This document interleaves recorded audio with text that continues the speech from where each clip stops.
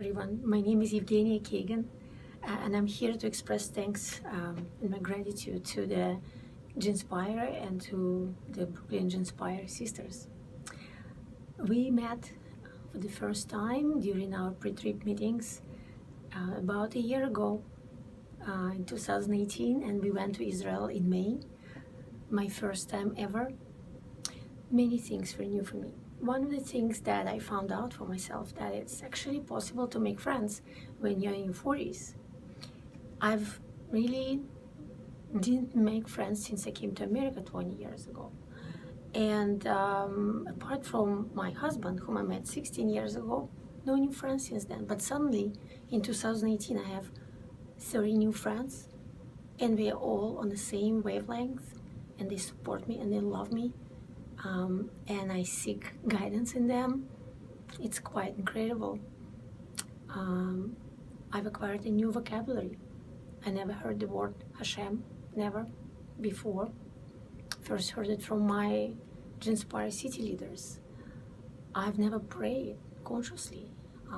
Religion never entered my mentality before.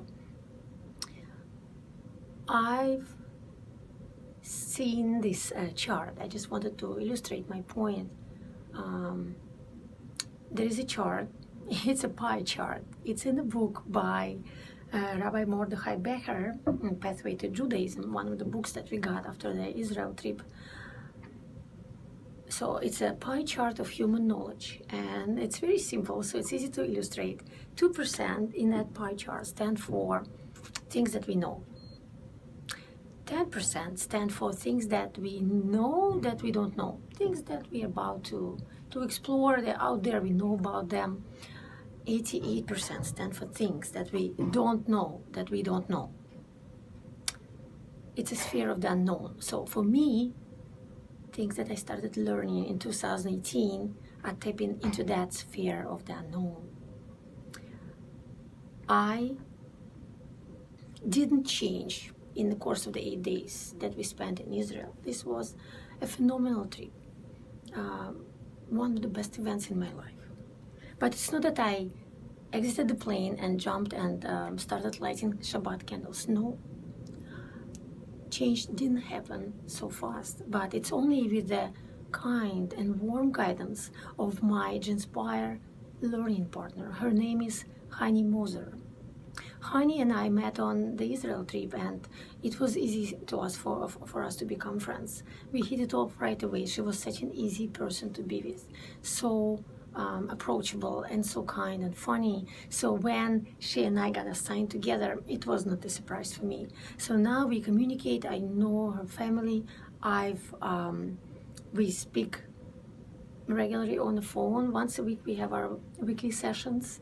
We learn from each other. We text each other. I listen to the music that she likes. My meetings with her are no longer an obligation. Whatever it felt like to me before the trip, they are rather a necessity. And the meetings with my sisters are more like a lifeline. This is my support network. I now read so many new books, and I have Rabbi Sachs lectures on my podcast stream. 6 months ago, I bought a box of Shabbat candles, 72 candles. I texted a picture to Hani and I said, I'm optimistic. Guess what? A few weeks ago, I bought another box of candles. I'm very optimistic and grateful.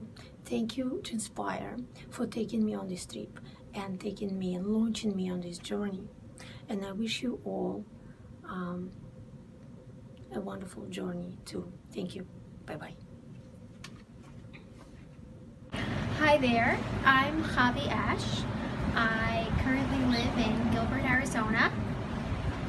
And I'm Carol Dean, and I'm living in Scottsdale. I lived in Cincinnati, Ohio from 1965 to almost 2000. And Javi will tell you how we met. So I'm remembering back to when I was in about 5th grade, I want to say about 1997 or so. And I used to attend a girls club held at the Chabad Jewish Center locally in Cincinnati, Ohio. And we went there, we would have fun, we would do all sorts of social trips, and we also always tried to do a mitzvah together.